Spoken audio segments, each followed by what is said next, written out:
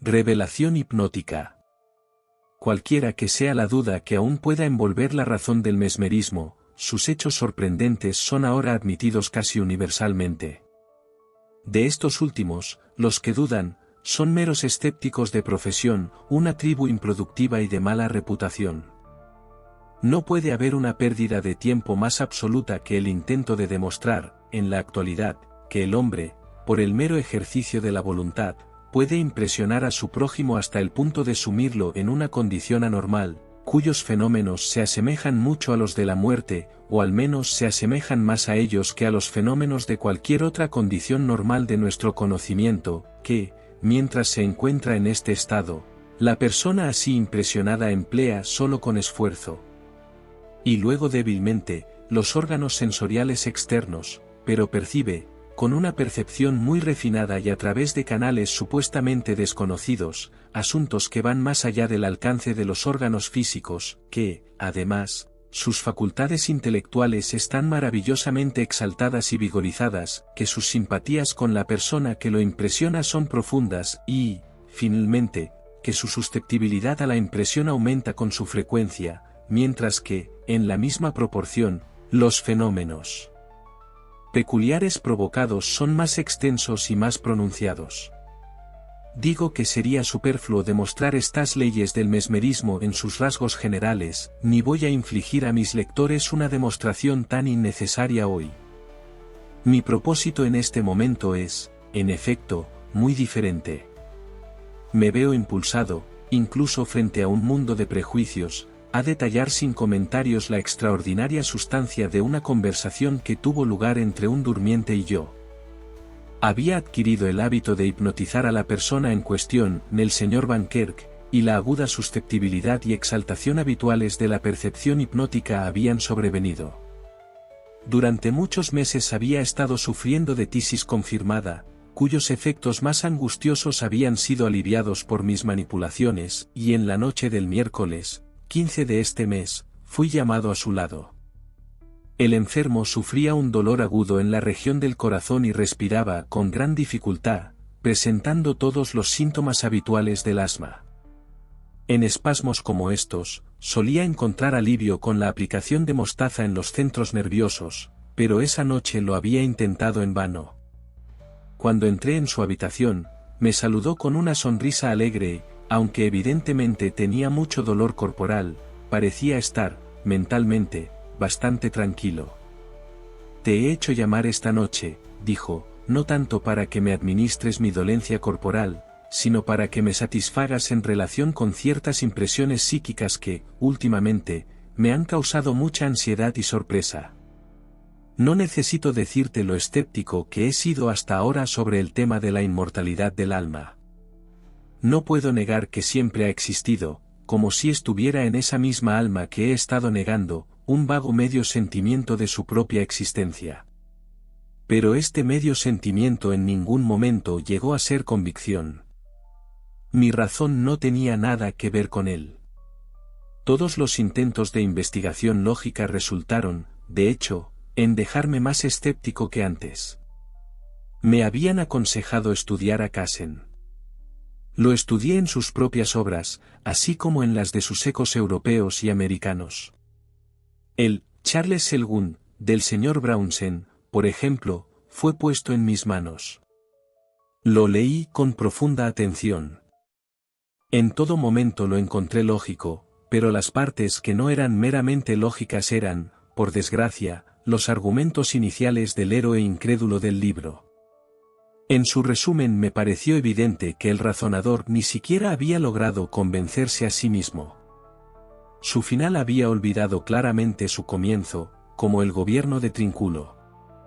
En resumen, no tardé en percibir que si el hombre ha de convencerse intelectualmente de su propia inmortalidad, nunca lo harán las meras abstracciones que han estado tan de moda entre los moralistas de Inglaterra, Francia y Alemania.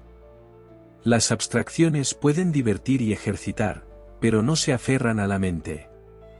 Aquí en la Tierra, al menos, estoy convencido de que la filosofía siempre nos llamará en vano a considerar las cualidades como cosas. La voluntad puede asentir, el alma, el intelecto, nunca. Repito, pues, que solo sentía medias, y nunca creí intelectualmente. Pero últimamente ha habido una cierta profundización del sentimiento, hasta que se ha acercado tanto a parecerse a la aquiescencia de la razón, que me resulta difícil distinguir entre ambos. También puedo atribuir claramente este efecto a la influencia memérica.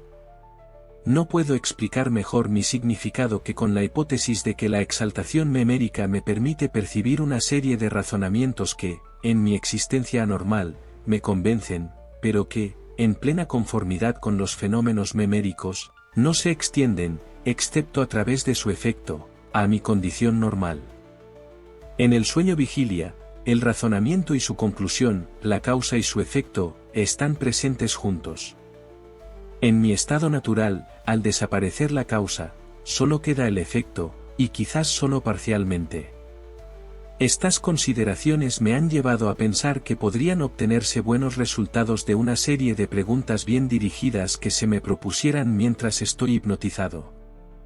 A menudo he observado la profunda autoconciencia que demuestra el durmiente despierto, el amplio conocimiento que muestra sobre todos los puntos relacionados con la propia condición hipnótica, y de esta autoconciencia pueden deducirse pistas para la correcta realización de un catecismo.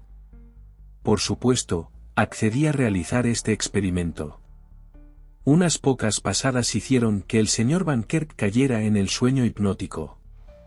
Su respiración se hizo inmediatamente más fácil y no parecía sufrir ninguna molestia física.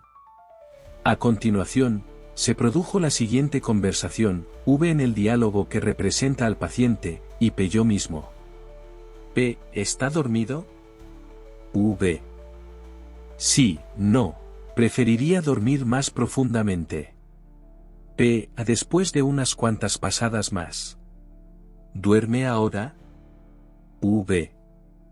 Sí. P, ¿cómo cree que resultará su enfermedad actual? V, después de una larga vacilación y hablando como si le costara esfuerzo. Debo morir. P, ¿le aflige la idea de la muerte? V, muy rápido. No, no. P, ¿le agrada la perspectiva? V. Si estuviera despierto, me gustaría morir, pero ahora no importa. El estado hipnótico es tan cercano a la muerte que me satisface. P. Me gustaría que se explicara, señor Van Kerck. V. Estoy dispuesto a hacerlo, pero requiere más esfuerzo del que me siento capaz de hacer. No me está preguntando correctamente. P. ¿Qué debo preguntar entonces? V. Debe comenzar por el principio. P. ¿El principio? Pero, ¿dónde está el principio? V. Usted sabe que el principio es Dios. Esto se dijo en un tono bajo y fluctuante. P. ¿Qué debo preguntar entonces? V. Debe comenzar por el principio. P. ¿El principio? Pero, ¿dónde está el principio? V. Usted sabe que el principio es Dios. Esto se dijo en un tono bajo y fluctuante, y con todos los signos de la más profunda veneración. P. Entonces, ¿qué es Dios? V. Dudando durante muchos minutos. No puedo decirlo. P. ¿No es Dios espíritu? V. Mientras estaba despierto, sabía lo que querías decir con espíritu, pero ahora parece solo una palabra, como verdad, belleza, una cualidad, quiero decir. P. ¿No es Dios inmaterial? V. No hay inmaterialidad, es una mera palabra. Lo que no es materia, no es nada, a menos que las cualidades sean cosas. P. Entonces, ¿es Dios material? V. No. Esta respuesta me sorprendió mucho. P. ¿Qué es entonces? V. Después de una larga pausa, y murmurando. Ya veo, pero es algo difícil de decir. Otra larga pausa. No es espíritu, porque existe. Tampoco es materia, tal como la entiendes. Pero hay gradaciones de materia de las que el hombre no sabe nada, la más burda impulsa a la más fina impregna a la más burda. La atmósfera, por ejemplo, impulsa el principio eléctrico, mientras que el principio eléctrico impregna la atmósfera. Estas gradaciones de la materia aumentan en rareza o finura, hasta que llegamos a una materia sin partículas, indivisible, una, y aquí se modifica la ley de impulso y permeación. La materia última, o sin partículas, no solo impregna todas las cosas, sino que las impulsa, y por lo tanto es todas las cosas dentro de sí misma.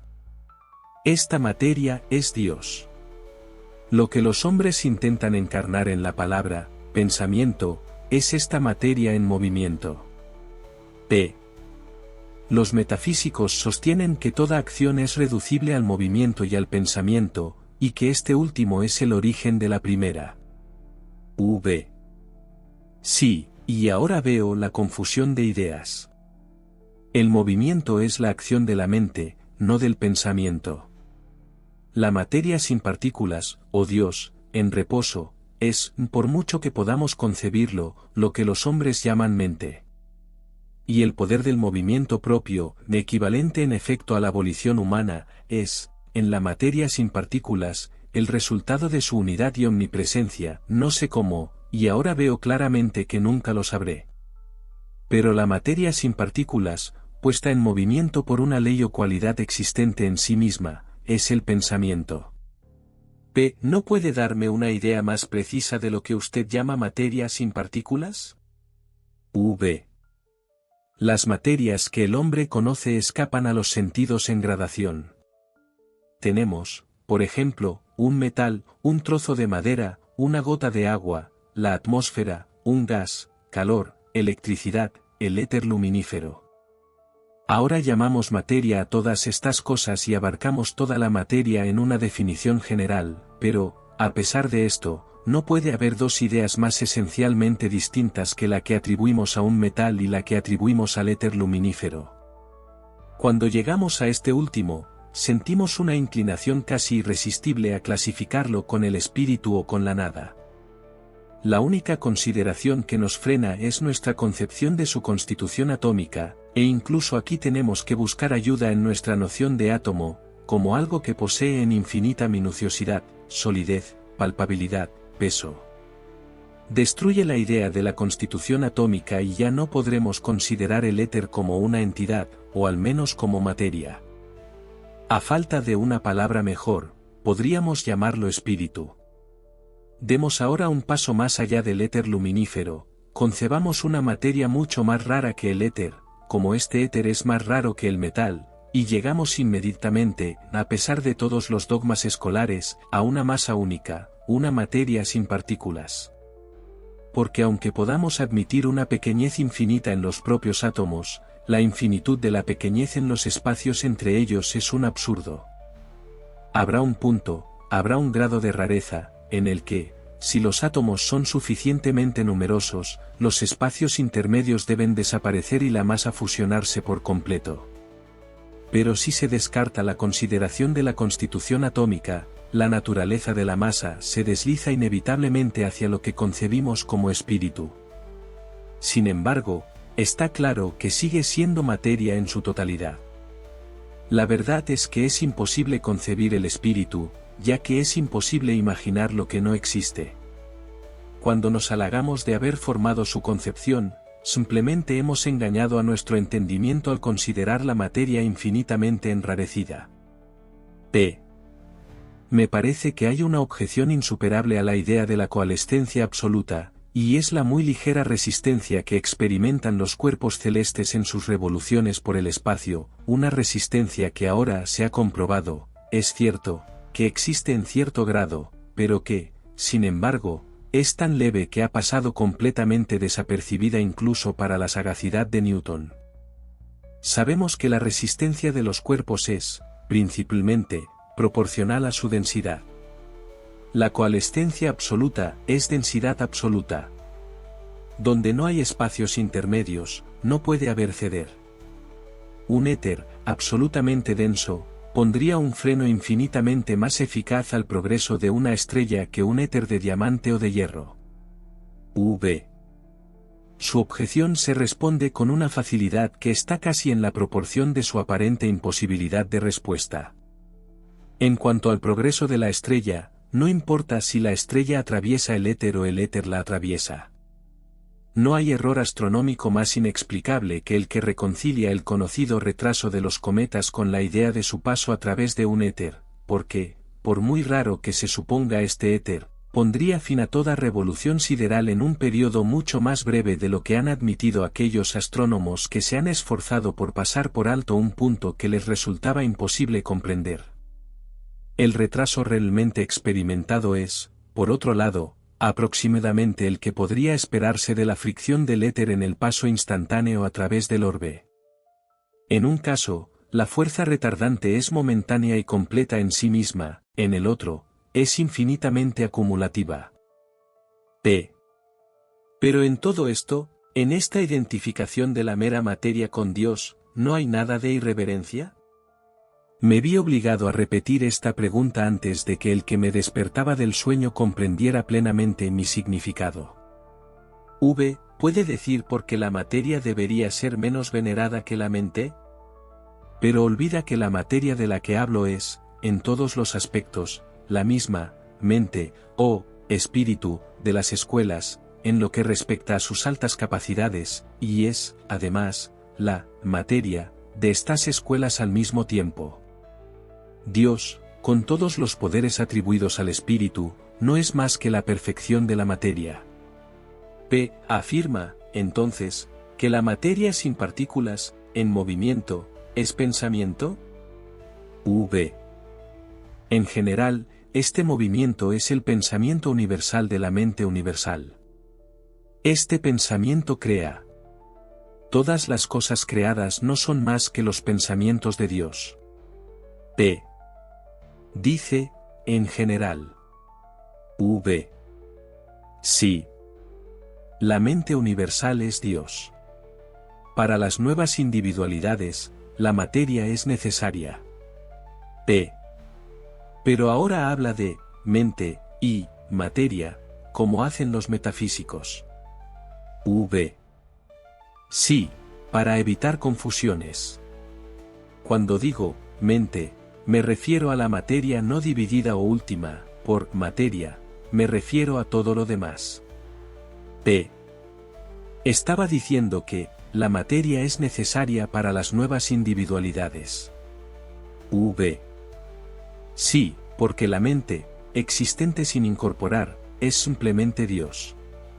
Para crear seres individuales y pensantes, era necesario encarnar porciones de la mente divina.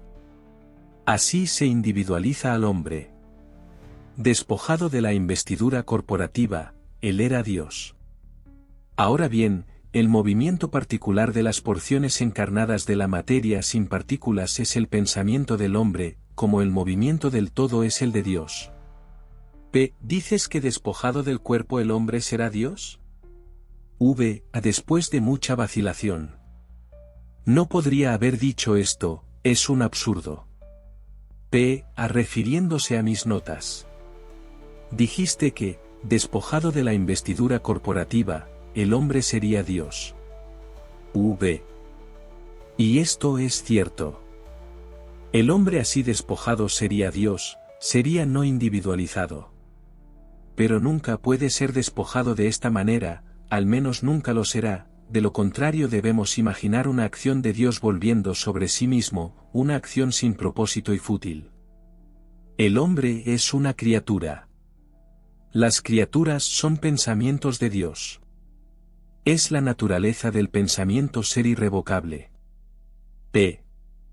No comprendo. ¿Dices que el hombre nunca se despojará del cuerpo? V. Digo que nunca estará sin cuerpo. P. Explíquese. V. Hay dos cuerpos, el rudimentario y el completo, que corresponden a las dos condiciones del gusano y la mariposa. Lo que llamamos muerte no es más que la dolorosa metamorfosis. Nuestra encarnación presente es progresiva, preparatoria, temporal. Nuestro futuro es perfecto, definitivo, inmortal. La vida definitiva es el diseño completo. P. Pero somos conscientes de la metamorfosis del gusano. V. Nosotros, ciertamente, pero no el gusano. La materia de la que está compuesto nuestro cuerpo rudimentario está dentro del conocimiento de los órganos de ese cuerpo, o, más claramente, nuestros órganos rudimentarios están adaptados a la materia de la que está formado el cuerpo rudimentario, pero no a aquella de la que está compuesto el último. El cuerpo último escapa así a nuestros sentidos rudimentarios, y solo percibimos la cáscara que se desprende, en descomposición, de la forma interior, no esa forma interior en sí misma, pero esta forma interior, así como la cáscara, es apreciable por aquellos que ya han adquirido la vida última. P. A menudo ha dicho que el estado memérico se parece mucho a la muerte. ¿Cómo es eso? V. Cuando digo que se parece a la muerte, quiero decir que se parece a la vida última, porque cuando estoy en trance, los sentidos de mi vida rudimentaria están en suspenso, y percibo las cosas externas directamente, sin órganos, a través de un medio que emplearé en la vida última, no organizada. P. ¿No organizada? V. Sí, los órganos son artificios mediante los cuales el individuo se pone en relación sensible con clases y formas particulares de materia, con exclusión de otras clases y formas. Los órganos del hombre están adaptados a su condición rudimentaria, y solo a ella, su condición última, al ser inorgánica, es de comprensión ilimitada en todos los puntos menos uno, la naturaleza de la voluntad de Dios, es decir, el movimiento de la materia sin partículas. Tendrás una idea clara del cuerpo último si lo concibes como un cerebro completo. No lo es, pero una concepción de esta naturaleza te acercará a la comprensión de lo que es. Un cuerpo luminoso imparte vibración al éter luminífero. Las vibraciones generan otras similares dentro de la retina, estas a su vez comunican otras similares al nervio óptico. El nervio transmite vibraciones similares al cerebro, el cerebro, a su vez, vibraciones similares a la materia sin partículas que lo impregna. El movimiento de esta última es el pensamiento, cuya percepción es la primera ondulación. Este es el modo por el cual la mente de la vida rudimentaria se comunica con el mundo externo, y este mundo externo es, para la vida rudimentaria, limitado, a través de la idiosincrasia de sus órganos. Pero en la vida última, no organizada, el mundo externo alcanza todo el cuerpo, que es de una sustancia que tiene afinidad con el cerebro, como he dicho, sin otra intervención que la de un éter infinitamente más raro que incluso el luminífero, y a este éter, al unísono con él, vibra todo el cuerpo, poniendo en movimiento la materia sin partículas que lo impregna. Por lo tanto, es a la ausencia de órganos idiosincrásicos a lo que debemos atribuir la percepción casi ilimitada de la vida última. Para los seres rudimentarios, los órganos son las jaulas necesarias para confinarlos hasta que se vuelvan adultos. P. Habla de seres rudimentarios.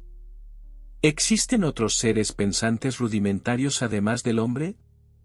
V. La multitudinaria conglomeración de materia rara en nebulosas, planetas, soles y otros cuerpos que no son ni nebulosas, ni soles, ni planetas, tiene como único propósito suministrar alimento para la idiosincrasia de los órganos de una infinidad de seres rudimentarios. Pero si no fuera por la necesidad de lo rudimentario, antes de la vida última, no habría habido cuerpos como estos. Cada uno de ellos está habitado por una variedad distinta de criaturas orgánicas, rudimentarias y pensantes. En total, los órganos varían según las características del lugar que habitan. Al morir, o metamorfosearse, estas criaturas, disfrutando de la vida última, la inmortalidad, y conocedoras de todos los secretos menos uno, actúan sobre todas las cosas y pasan a todas partes por mera voluntad, no las estrellas, que para nosotros parecen las únicas cosas palpables, y para cuya acomodación consideramos ciegamente creado el espacio, sino ese espacio mismo, esa infinidad cuya vastedad verdaderamente sustantiva se traga las sombras de las estrellas, borrándolas como no entidades. De la percepción de los ángeles. P. dices que, de no ser por la necesidad de la vida rudimentaria, no habría habido estrellas. Pero, ¿por qué esta necesidad? V.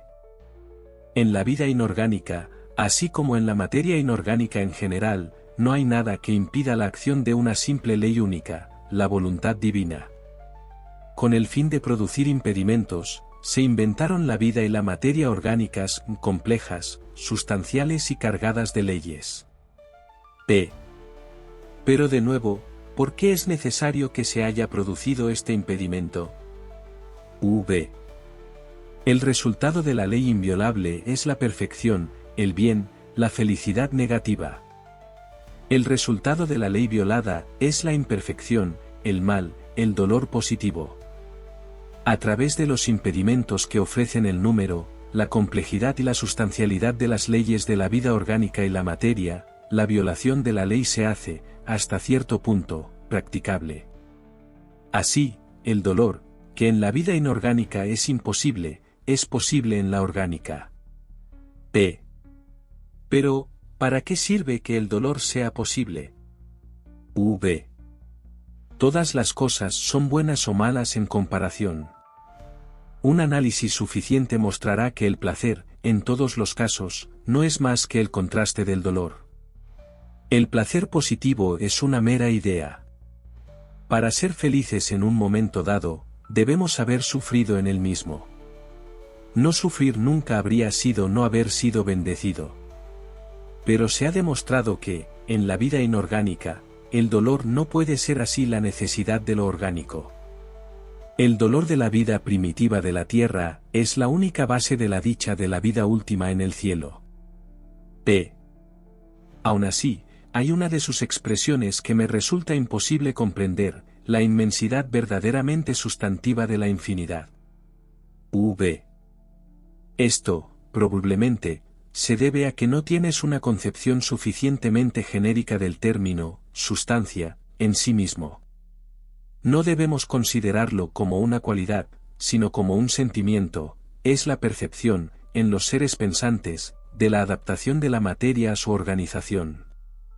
Hay muchas cosas en la Tierra que serían nihilidad para los habitantes de Venus, muchas cosas visibles y tangibles en Venus que no podríamos apreciar en absoluto como existentes.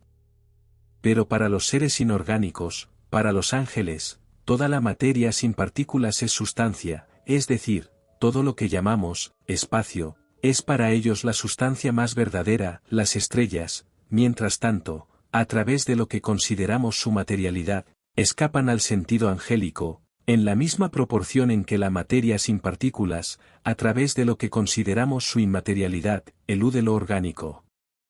Mientras el durmiente pronunciaba estas últimas palabras, en un tono débil, observé en su rostro una expresión singular, que me alarmó un poco y me indujo a despertarlo de inmediato.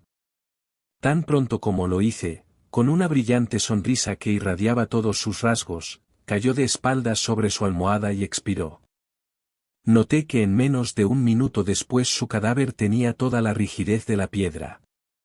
Su frente era de la frialdad del hielo. Así, normalmente, debería haber aparecido, solo después de una larga presión de la mano de Azrael. Había estado el que despertó, de hecho, durante la última parte de su discurso, dirigiéndose a mí desde la región de las sombras.